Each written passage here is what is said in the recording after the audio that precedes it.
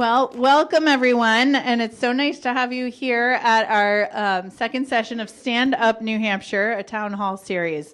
We have a chance to meet our various Democratic candidates from across the country at this, and I want to send a special thanks to Neil Levesque and the New Hampshire Institute of Politics for hosting us tonight.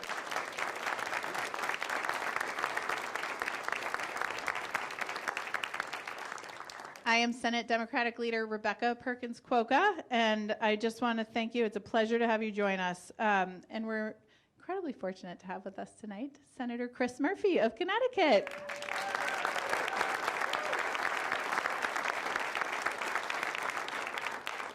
So Senator Murphy has served in a bunch of legislative chambers. He started in the Connecticut House, in the Connecticut State Senate, in the U.S. House, and now in the U.S. Senate.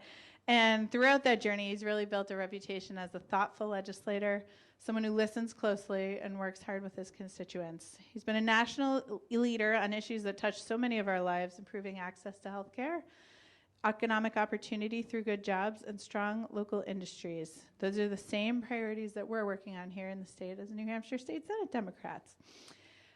In the wake of Sandy Hook, Senator Murphy was a strong advocate for gun violence prevention, and I think a lot of us know him right now as one of the strongest voices in our country against Trumpism. He shows up in my social media feed, and we've been glad to have his voice out there, oftentimes, I think, speaking some of the things that are in our very minds. So I want to give a warm welcome to Senator Murphy as part of this series. This is a chance for us to stand up for our communities, for democracy, and for each other. And so we just want to give Senator Murphy a warm welcome.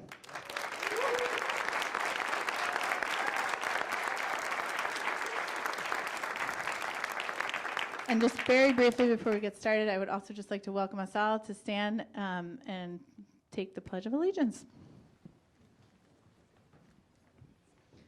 I pledge allegiance to the flag of the United States of America and to the republic for which it stands, one nation, under God, indivisible, with liberty and justice for all. Thank you very much.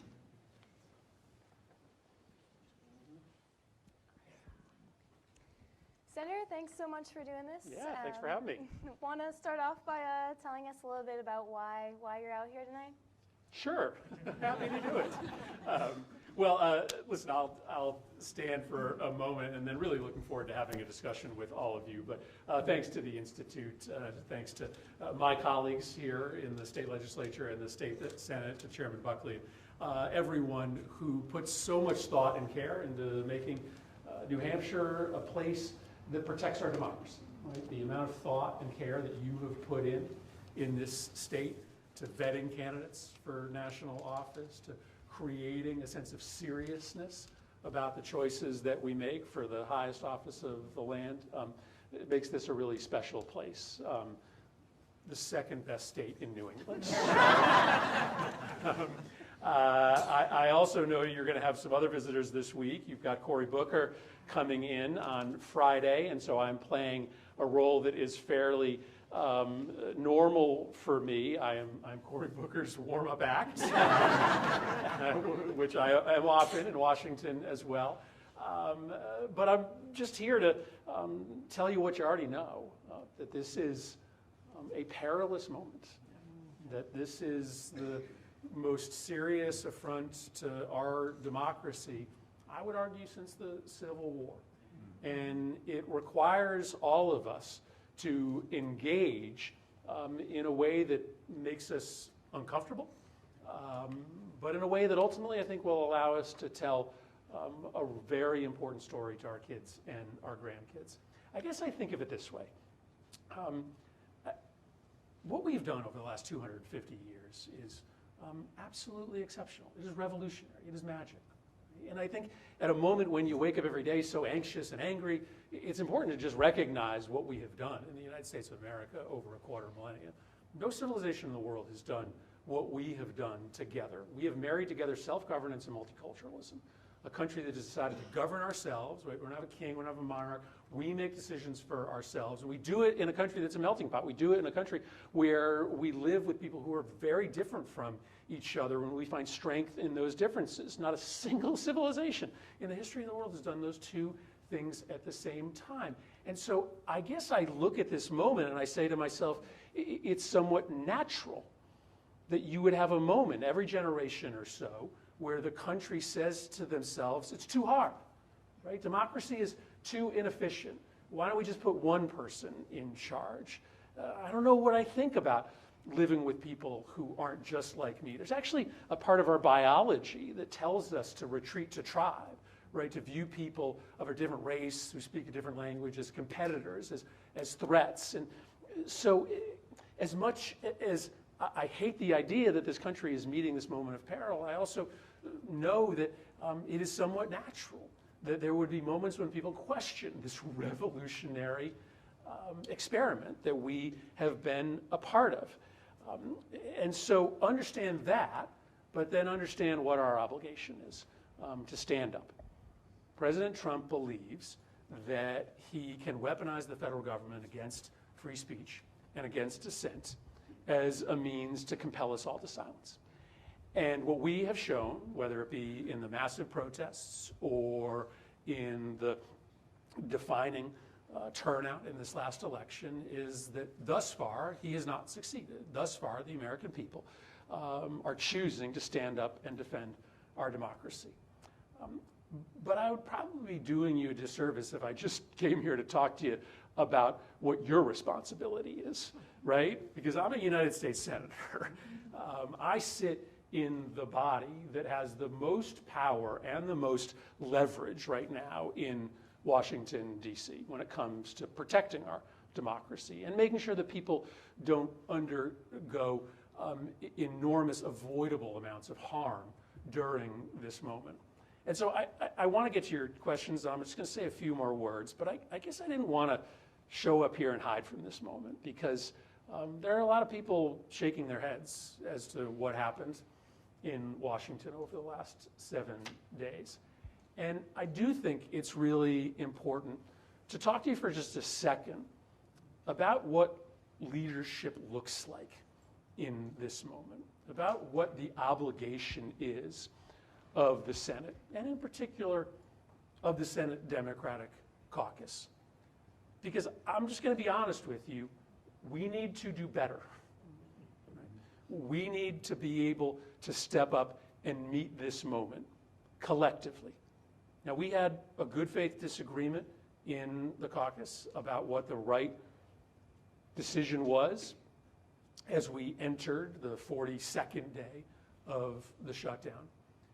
But there are two lessons I think we have to draw if we want to provide the kind of exceptional, necessary leadership in order to save this democracy. And so let me just lay out very quickly what I think those two lessons are, and then let's get to your questions and let's talk about everything.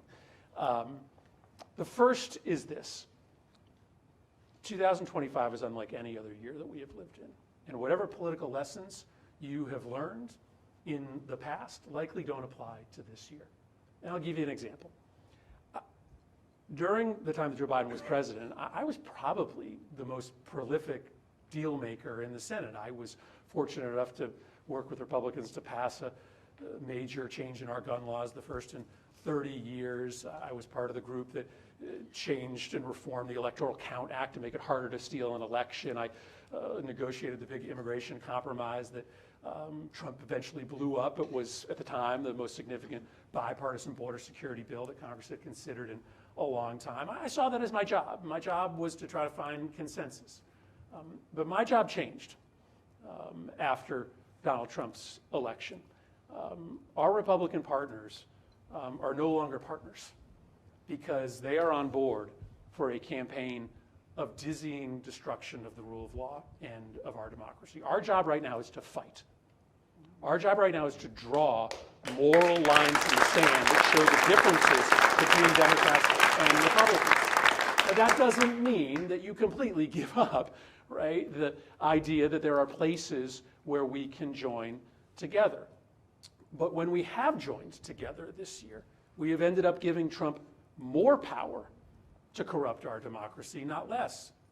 Earlier this year, a group of Democrats crossed over and passed a new set of immigration powers for the president that he is using right now to harass and round up peaceful immigrants to this country. We passed a bill to legalize cryptocurrency that made it illegal for every federal official to issue a crypto coin except one, a carve-out for the President of the United States. This is a moment where we have to show people who they are and who we are. And it does involve a level of fight and sometimes a level of confrontation that can be uncomfortable. But we have to show that fight because we can't ask anybody out in the private sector to stand up to him, right? To fight for our democracy, to engage in risk-tolerant behavior if we aren't willing to do the same thing ourselves. The second lesson is the tougher one and the harder one. It's really directly applicable to the shutdown. What do you do when the President of the United States delights in cruelty? What do you do when the President of the United States is trying to weaponize harm to the American public against the opposition party? We ended the shutdown because people of good faith looked at what was happening. People being denied their nutrition benefits, illegally, by the way, by this president. Federal employees missing another paycheck and said, I just want it to stop. But I just want to be honest with you, this is the story of how democracies die. That would-be autocrats impose pain on the people and then force the opposition party to sue for peace without any concessions to protect the democracy or to protect people. This is what Viktor Orban did and is still doing in Hungary. He creates manufactured crises and then he requires the opposition to grant him additional powers in order to end the crisis. There's a lesson here from the civil rights movement. The civil rights movement was about enduring hardship and pain. Those civil rights leaders, they filled up the jails. They sacrificed their economic well-being during the bus boycott. They crossed that bridge in Selma knowing that they were going to get the hell beaten out of them. And what they were trying to do was to show the regime that their willingness to endure pain was greater than the regime's willingness to impose it. That is a very hard thing to do. And a really hard thing for somebody like me to tell the country they should do when they're the ones that ultimately have to endure that pain, which means we all have a collective responsibility at a moment like the shutdown to try to alleviate that pain in every way possible through the actions of state governments, local governments, and the private sector. But I wish I could tell you that there is a way to save this democracy that doesn't involve this country going through some very difficult times. But if you allow this president to weaponize our compassion against us permanently, it ends up just emboldening him.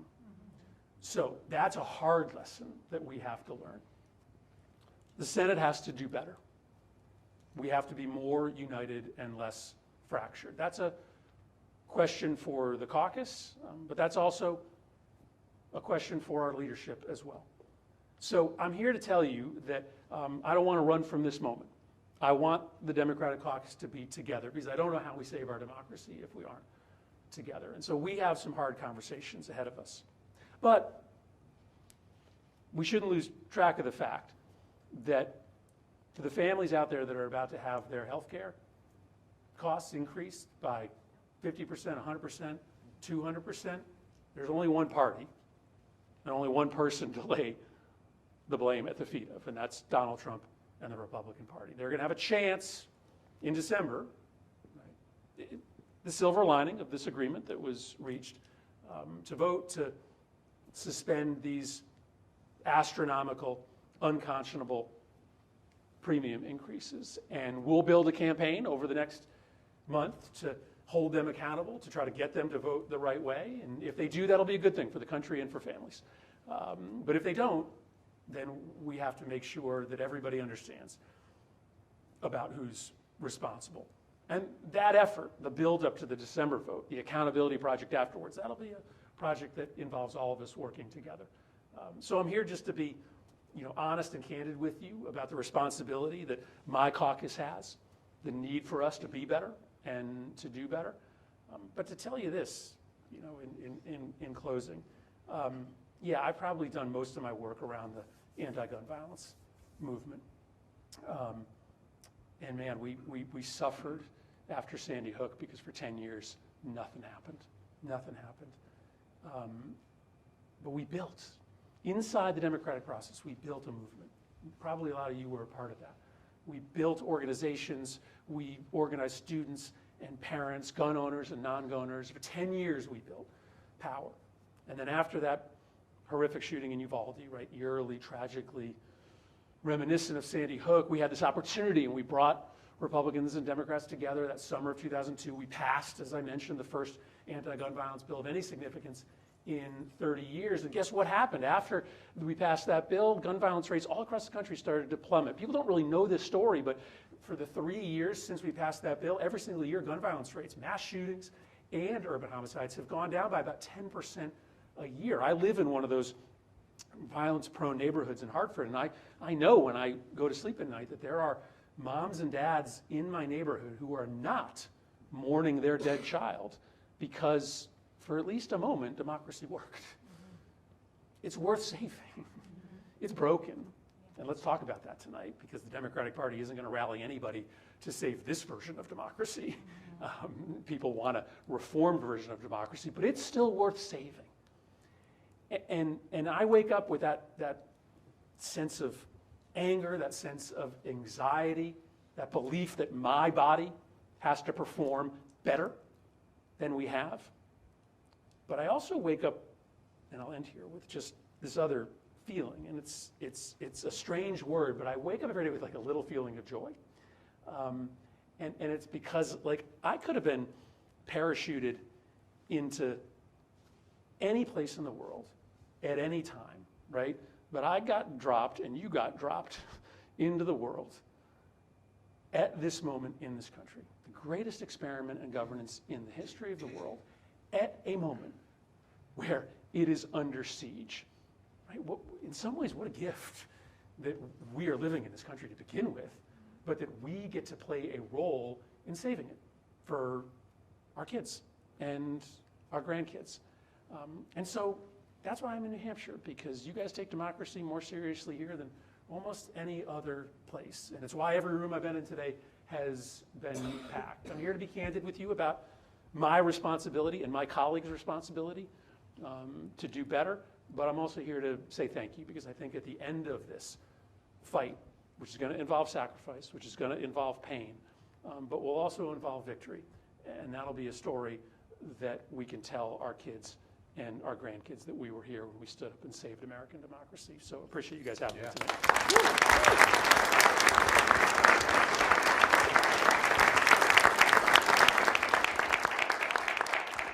I feel like what you were saying there segues really nicely into this question from Jason Sproul from Laconia, who says, he asks, does the Senate Democratic Caucus fundamentally underestimate the courage and capacity of the American people?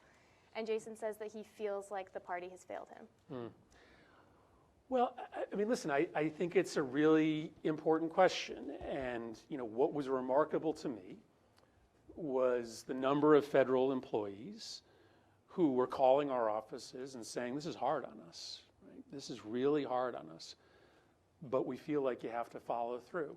Now, not everybody was sending that message, I'll admit to you that, but there were a lot of folks who were being harmed during this shutdown who believed in the end that the principle of protecting democracy was really important. Now, of course, the difficulty here was that there was going to be harm, and there is harm either way. The shutdown was terrible. It hurt people. But ending the shutdown without a protection for people whose premiums are going to go up, well, that's pain as well. It's both life and death pain, but arguably more life and death pain if 22 million people in this country have their premiums go up. I went down to South Florida with Elizabeth Warren and Tina Smith, senator from Minnesota, about a week ago, because there's more people on the ACA down there than any part of the country, and nobody's telling their story in Washington because they have, you know, representation in the Senate and mostly in the House who are just employees of Donald Trump. And the stories we heard there were just like heartbreaking. I mean, one woman who's got multiple malignant melanoma. Her husband has a really complicated form of diabetes that involves a lot of seizures. They have coverage right now through the Affordable Care Act. Their premium isn't going up by 10%, 20%, 50%. It's going up by 100%. Their premium is doubling. They cannot afford it for both of them. They can afford it for one of them. They have 4 kids. So what's the conversation they're having at home? Who's going to survive? Who isn't, right? I mean, that's a conversation in the richest, most prosperous country in the world we should never be having, but certainly not having as a consequence of a piece of legislation that took their health care in order to pass a giant tax cut for billionaires and corporations. That's fundamentally immoral. So the challenge here is that no matter what decision we made, hold out to get the tax credits taken care of or continue the shutdown, there was pain either way. But I do believe to the heart of the question that, well, not everyone in this country was willing to let this shutdown continue to go on. There were a lot of folks who understood what I was telling you, that if you allow a despot to weaponize our compassion against us, it never ends. It gets worse, not better, and that's the challenge going forward.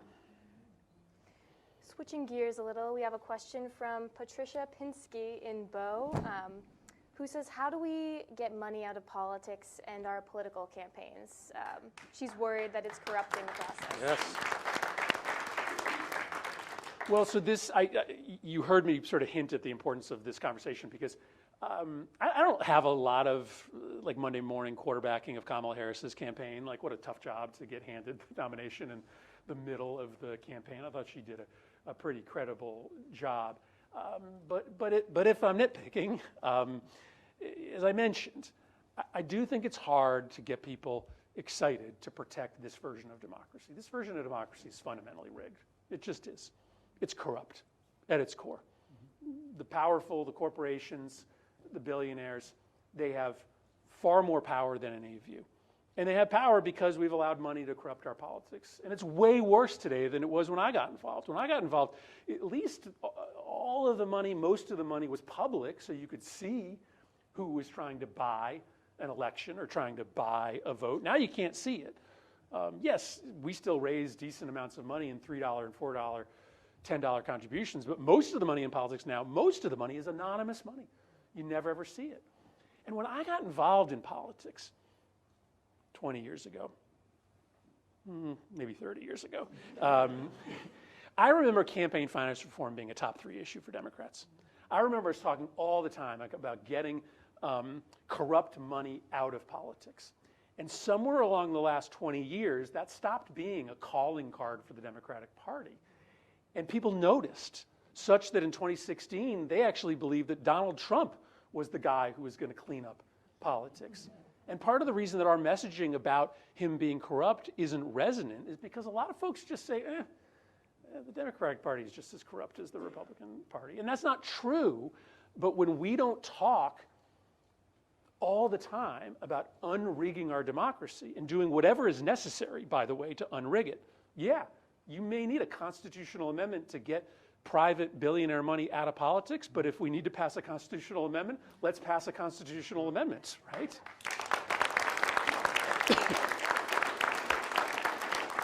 So to me, I'm not a political analyst, but if I'm giving advice broadly to my party, I say let's be a party that's about unrigging our economy and unrigging our democracy. That's what we spend 75% of our time talking about, the ways that we're going to break up concentrated corporate power, give it back to regular people, and the way that we're going to get influence back to Main Street and away from Wall Street. And I just don't think you're going to win an argument on preserving and protecting democracy if you don't tell people that if you give Democrats power, we're going to fundamentally change how democracy works. Question from Lena Nurk in Guilford, who wants to know, given that the current administration has dissolved the Office of Gun Violence and Prevention, do you have any strategy recommendations for those interested in gun violence prevention? So, this administration shuttered the Office of Gun Violence Prevention, not surprising.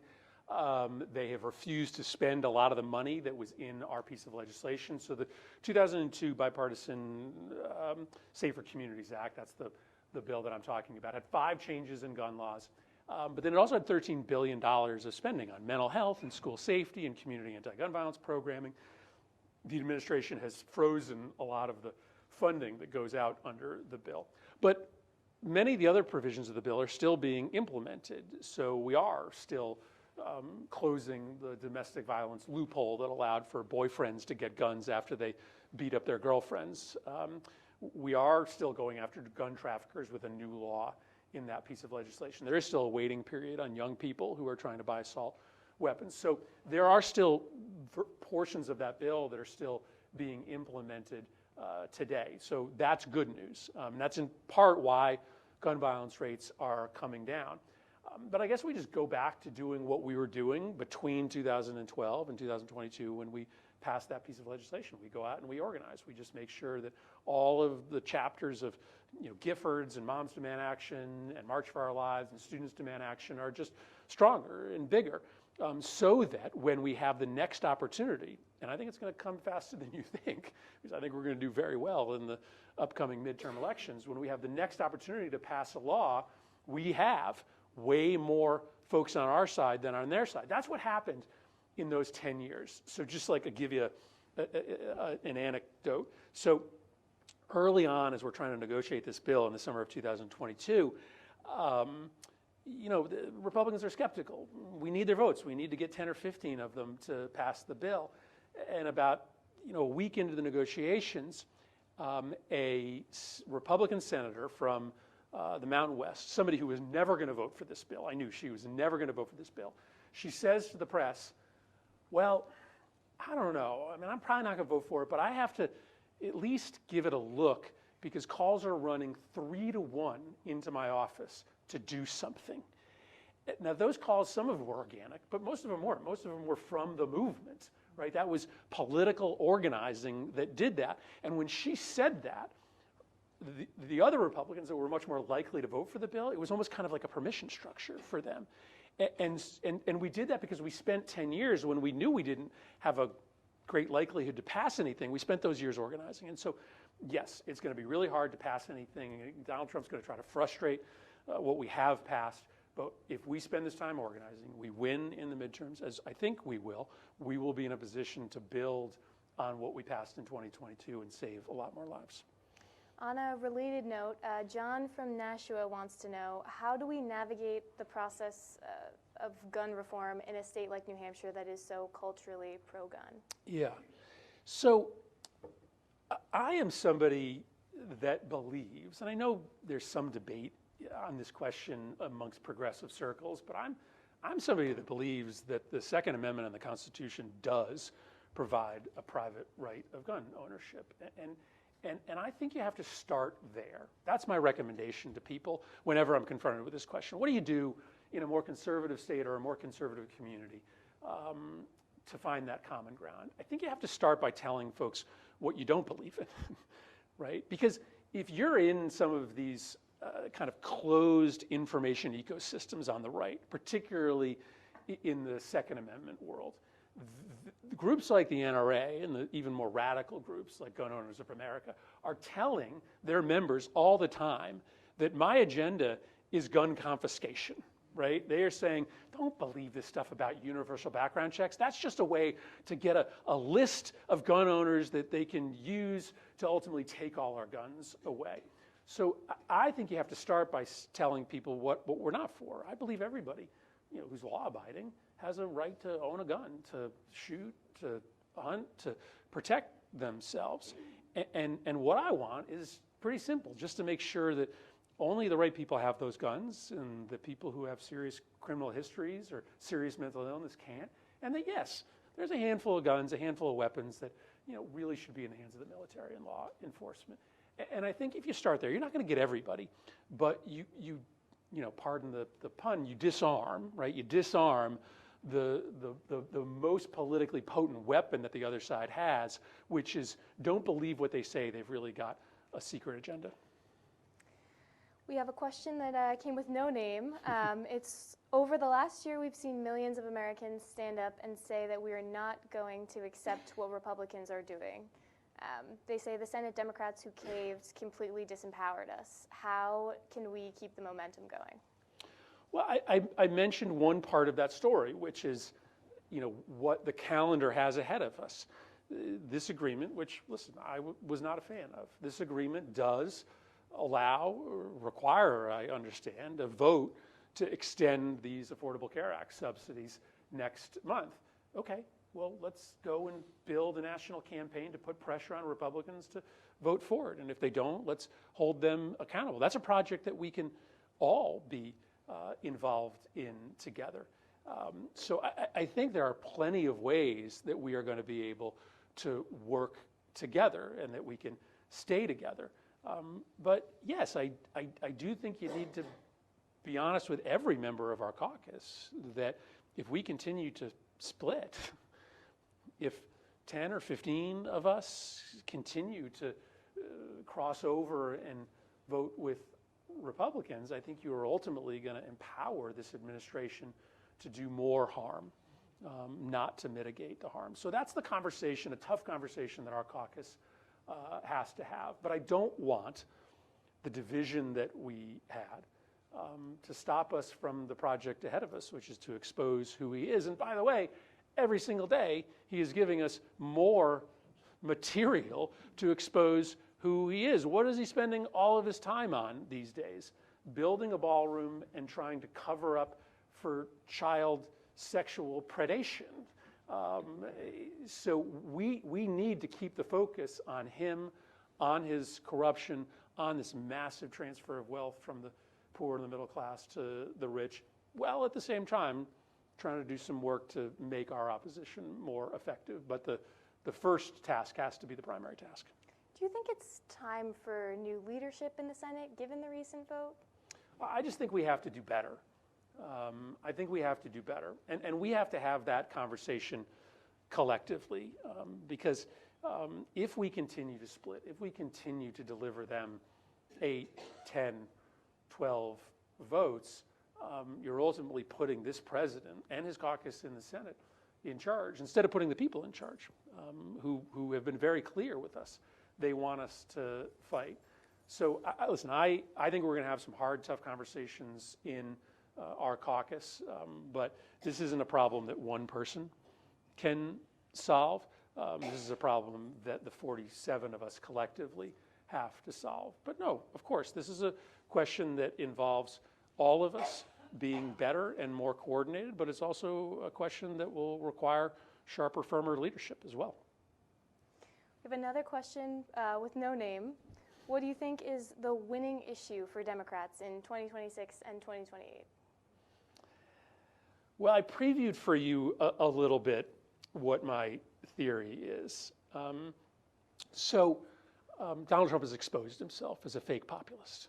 Right? He said he was going to break up concentrated power, that he was going to deliver salvation to poor people in this country, and he's done nothing. He's just made your life more miserable. He's increased your costs. He's only focused on helping himself and his billionaire Mar-a-Lago cronies. Okay, that's an opportunity, but only if we seize upon it. The problem is this party has been addicted to incremental change, solutions that aren't as big as the problems that people face. And it is part of what has made us illegitimate in major parts of this country. How can you say you're the party of poor people when poor people don't vote for you? I mean, like that's where we are today. And it's in part because the ideas we have just aren't big enough. Right? $2, $3 increase in the minimum wage, that doesn't help everybody. A living minimum wage in this country is $20 or more. Right? We talk about level playing field between the unions and management. No, we should tip the playing field towards unions. Everybody in this country should have the opportunity, an easy opportunity, to join a union, to find collective solidarity, to bargain for better wages, for better working conditions. What was our message on prescription drugs? You probably can't even remember it. It was that we're going to use the bulk purchasing power of Medicare to negotiate down the price of the 10 most expensive. You've lost, right? You've lost people. Cap the price of every single drug in this country. Limit the profits of the drug industry. Take these advertisements off the TV stations, right? There are some simple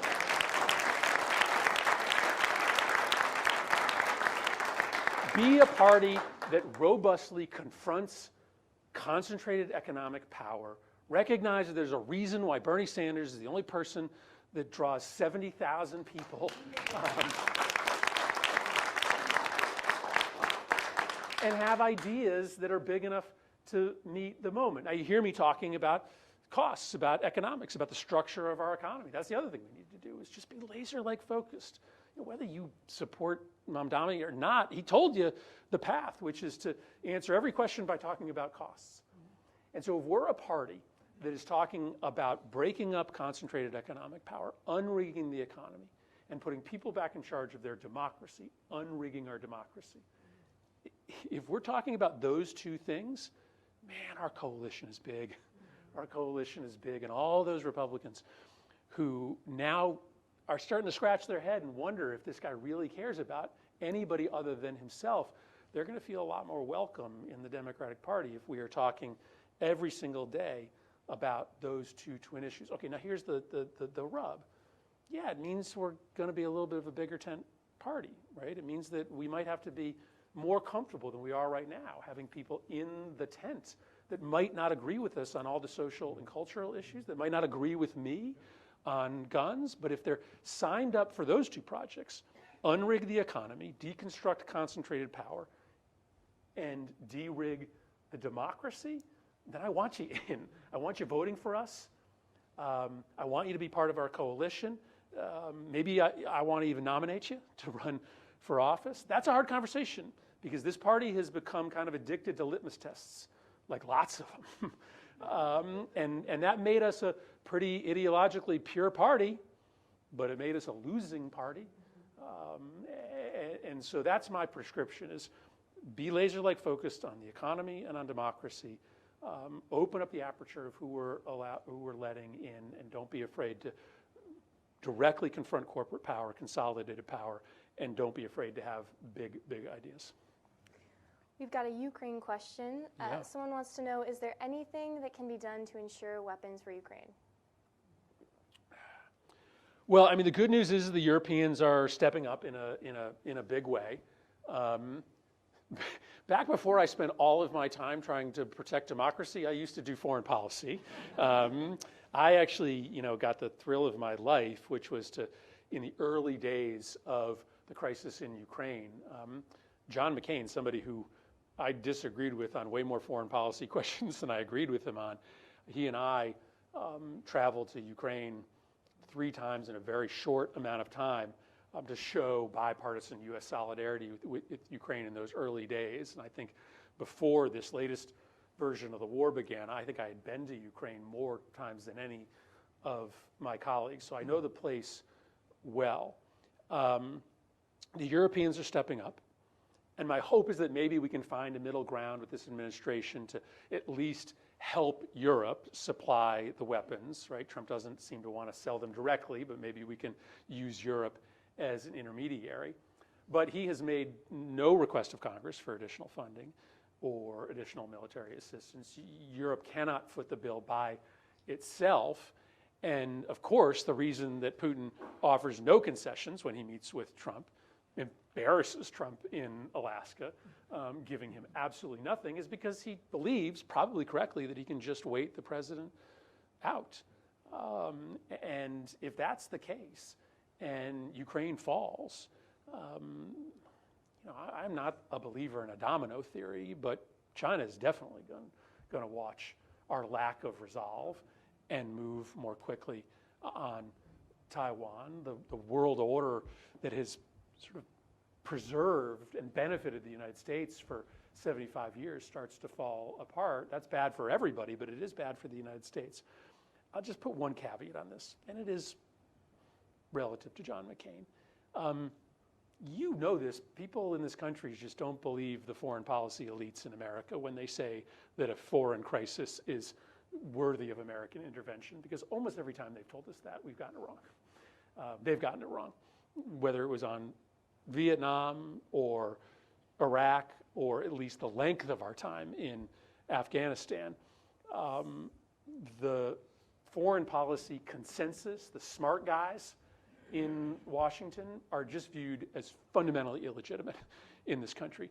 So when they come around and tell you, well, no, this time Ukraine is really important, and this time they were right, the American people are like, listen, no thanks. So we have got to be a lot stingier about the use of our military force overseas moving forward, or we're going to be the boy who cried wolf. And nobody's going to want to go into battle with us. Nobody's going to want to support an intervention like Ukraine that is worthwhile when we've lied to them over and over again about others that have not been worthwhile. You've addressed a lot of aspects of this one already tonight, but someone is asking, many Democrats, they say, are not forcefully standing up to Republican obstruction and misinformation, and they want to know, what do you think the party can do to be more assertive in defending its values and communicating a vision? So a couple thoughts on this, and I'll get, I was telling some of the students here that I started out in campaign organizing long ago, so I still have some organizer genes or roots in me.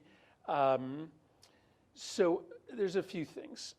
I had a colleague tell me a couple weeks ago that I was too alarmist, and that I was frightening people by telling them that we might not have a free and fair election in 2026. Some people say we're not going to have an election. I think we're going to have an election. He's just going to rig the rules so that we don't have a chance to win. And one of my colleagues said, no, you're frightening people. I do not think the problem is that we are being too alarmist. I think the problem is that we are underselling the threat. I think you got to give the American people more credit. They are willing to rise to this moment, but you got to tell them the truth. And so I think that we are far too often sugarcoating what is happening today. This president is methodically and planfully weaponizing every aspect of the federal government to try to destroy the opposition party. He is doing it in a much more coordinated way than we could have ever imagined. Time is running short, and I do think you have to raise the alarm bells. So I think more alarmism is part of how we communicate to people the urgency of this moment, and trust that their reaction will not be to retreat or give up, that might actually cause more of them to come out and join us. Second, he floods the zone, we have to flood the zone. There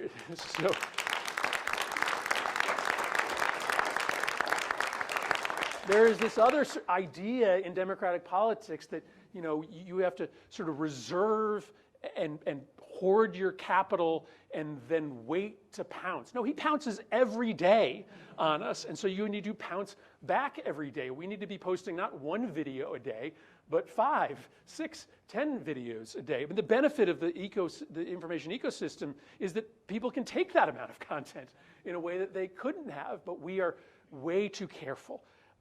Third, be less careful. I've got my communications director here, but you know what? We shouldn't be vetting everything we say through our sort of consultancy filters. Say what you mean. React in real time. This is a moment where you should feel outrage. Show your outrage, and don't be worried if you use the wrong word or the wrong phrase. People want to see who you are. And then fourth and lastly, on this question of corruption, this is the most corrupt president in the history of the country.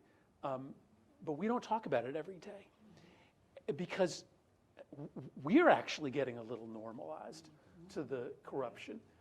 And when we don't express new daily outrage about every new act of corruption, then people either believe that we're in on it, because part of what they believe, is that we're all corrupt, it's just that he's doing it publicly.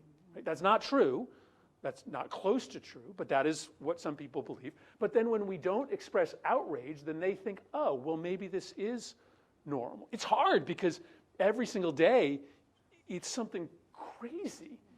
Like Donald Trump Jr. invested like a month ago, it wasn't that long ago, invested in this little tiny drone company in Florida. And I saw it coming. I posted a video that day, and I was like, hey, sometimes you're living in the corruption. Sometimes you see it in advance. I guarantee you this little Florida drone company is about to start doing big business with the federal government. And guess what happened last week? This little tiny, the company's name is like Unusual Machines, right? Is that the name? It's called Unusual Machines. They just decided to get into the business of making motors for drones, and guess who the DoD just signed a massive contract with? Like, it's just blatant, brazen every day, but you have to react to it with energy every time it happens, or the country just does become anesthetized to it. And I get it, you know, like, you run for the Senate because you want to be part of a genteel, you know, sophisticated institution. Like, we're not all, you know, known for our ability to display outrage, but you gotta. It's part of the job description today. We're signaling to people if this is normal or not. So if you want to make people be outraged about the corruption, you got to be outraged about it every single day. Senator, you mentioned free and fair elections. One of the things that's coming up in 2026 is a lot of redistricting fights happening all over the country. It's come up a little bit in New Hampshire. Do you think that Democrats should be fighting fire with fire there and trying to do their own redistricting? 100%.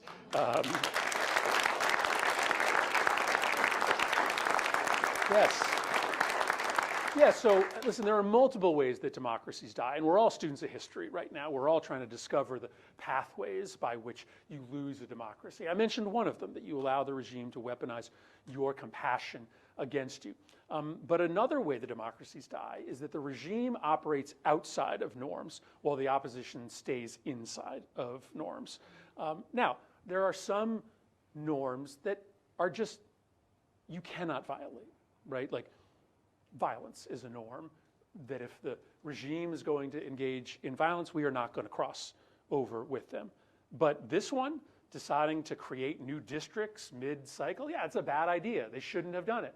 But once they did it, not only should we, but we are commanded to. And I give a ton of credit to Gavin Newsom. He showed this party how you can be on the offense, right? How you can take it to them, how the people will rally to your side if you do that. That was a chance, right? That was a big chance that he took. That could have gone very badly wrong. That could have won by a very narrow margin. But no, he commanded the field. He showed people that there was something they could do to stand up for their democracy, and the people got his back and got our back. So I think you have to do that everywhere, but it does mean that you have to look for these norms. I'll give you another example. I didn't go to the State of the Union speech because I knew that he was just asking for us to be backdrop to a campaign speech. But I get why a lot of my colleagues went. It's a norm. You show up to the State of the Union speech. It's a small example of the ways in which you have to challenge yourself, because when you put this imprimatur of normality on the destruction of democracy, once again, it causes people to not rise to that moment. So yes, I'm all for democratic states doing what they need to do to counteract what states like North Carolina and Texas are doing. I think it's really one of the only paths we have to save the democracy.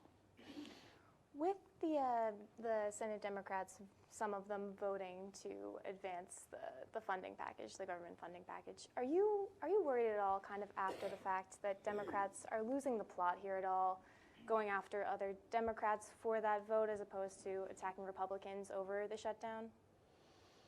Well, I'm certainly not here calling out any of my colleagues by name. I'm just saying we've got to do better. Like, we've got to do better. I mean, we got to do better. And I think it'd be a mistake. And I believe what I said at the outset, which is that if you avoid this issue, you're not going to learn from it. You're not going to do better. I mean, the bar is really high. You got to be nearly perfect as an opposition party to stop a president this lawless, this brazen, this corrupt. Right? He's got the wind at his back in many ways, in that he has command and control of an incredibly powerful executive. Maybe a mistake that we made over the past 50 years building an imperial presidency. We handed the presidency, the executive branch, more and more and more power, not believing that this moment would ever come when the president would seize control and use every organ, every lever at his disposal to try to destroy our democracy. But he has more power than any previous president. He's now using it to try to compel loyalty. So we have to be almost perfect in our defense of democracy. We can't continue to break and to allow ourselves to be cleaved. As I mentioned to you earlier, to occasionally actually hand him additional power with bipartisan votes. That's malpractice. So, no, I don't want to spend the next month arguing amongst ourselves, but I do think in the immediate aftermath of that vote, we've got to be honest with each other that we have to do better.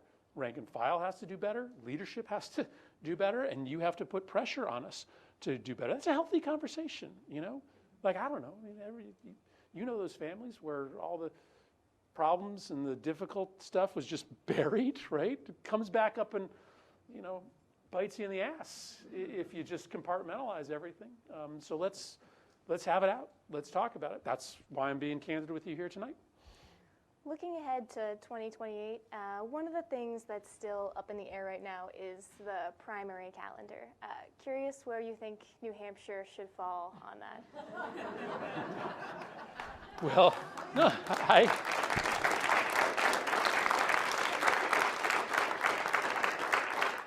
I guess I shared with you what I think about that. I think you guys take this responsibility immensely seriously.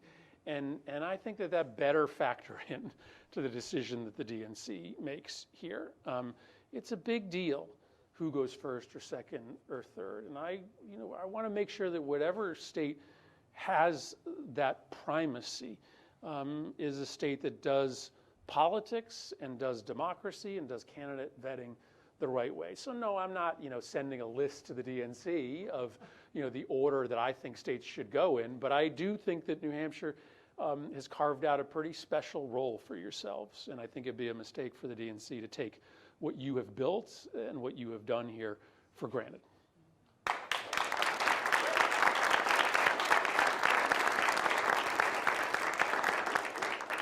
On 2028, you're here in New Hampshire, potentially an early primary voting state.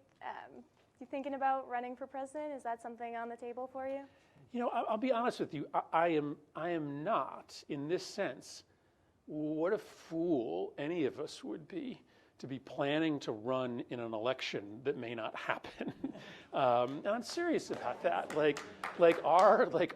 All of our energy right now, all of our energy has to be on this project of saving our democracy. None of us should presume that there's going to be, again, a free and fair election where any Democrat has a shot to win in 2028. Listen, he wants a third term.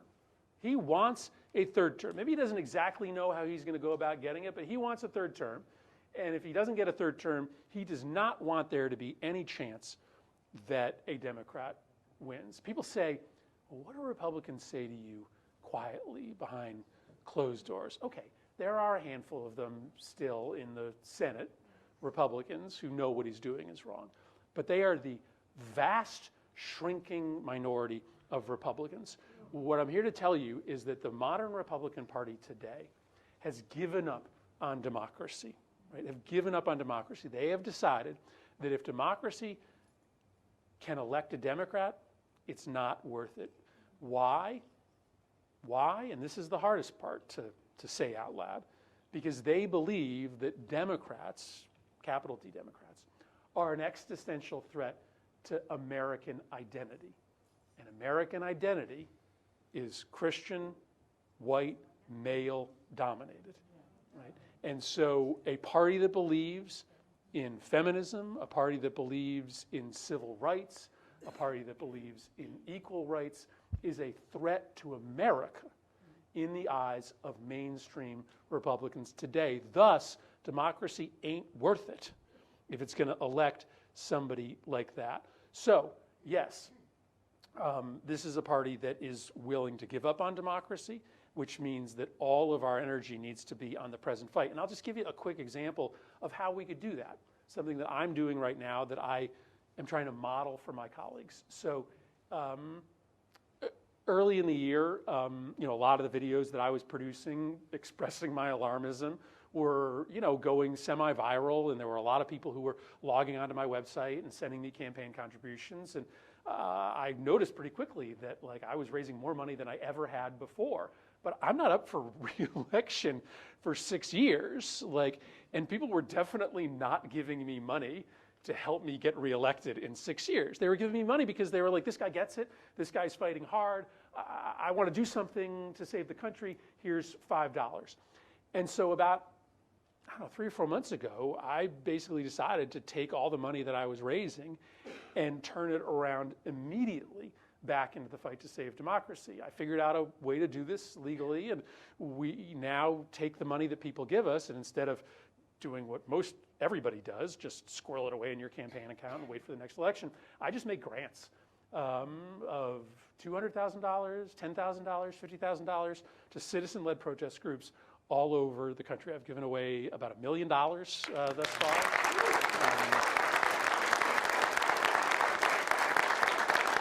And I'm just saying to my colleagues, listen, what good is it to have a giant bank account for your election 4 years from now if the election doesn't happen? Spend, maybe not all of it, but spend some of your money now to stand up resistance. I mean, I gave a pretty sizable grant to a group of college students in Pennsylvania that just go around to college campuses and do registration and promise to vote drives.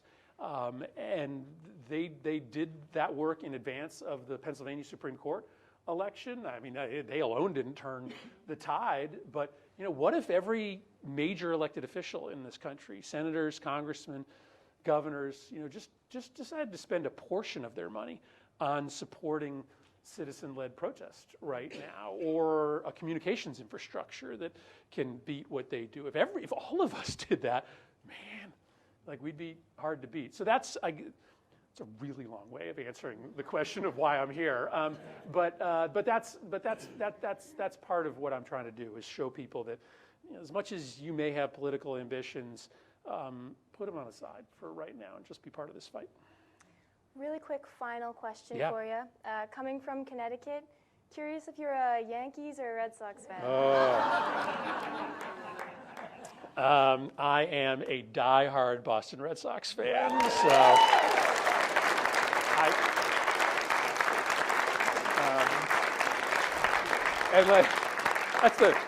that is the longest round of applause I got tonight. So I was talking earlier about just being true and being authentic and telling people who you are. So when my first congressional seat when I was in the House of Representatives was Western Connecticut, which is all Yankees fans. And I spent those 6 years when I represented that district relentlessly trolling Yankees fans who were all my voters, and I did very well in that district, in part because people are well, as long as you're an authentic sports fan, I don't really care. But I am not a Patriots fan. I know, but you almost a heart attack. I am not a Patriots fan for two reasons. One, I just root for whoever my father rooted for, and the Patriots weren't around, so he was a Giants fan, a Celtics fan, and a Boston Red Sox fan. But I also kind of object to the idea that the Patriots are trying to make me root for them by calling themselves New England, right? You're a Boston sports team. Just call yourself the Boston Patriots. Let us decide for ourselves whether we're going to root for a Boston or New York team. But no, I'm a diehard Red Sox fan. We've got a very good crop of young players coming up. If this ownership group would just spend a little bit more money on our team and a little bit less money on their overseas properties, we could do very, very well in this next election, to tell you where my head is. This next season. So let me just finish where I began. It's been such a joy to be here today. I am seized by this moment. I am a prisoner of this responsibility, but willingly, gladly, because I get to do it with all of you. I've seen democracy when it works. I have. I also know how broken it is. I know the peril that this country faces, but every single room that I was in today was packed full of people ready to do this work. You have important work ahead of you, a targeted Senate race here in New Hampshire that may decide the balance of power in the Senate, an open House seat that may decide who runs the Congress, a governor's seat that we can win, and governors matter more now than ever before. And of course, as usual, something to say about the broad national direction of the Democratic Party, and we need to reorient that direction as a party. We need to decide to stop losing. We need to decide to stop shrinking our coalition and build a bigger, bolder, and broader coalition. So this is an iconic place to be here at the Institute of Politics. I'm really grateful for your hospitality, and I hope you invite me back. Thanks, everybody. Appreciate it. Thank you.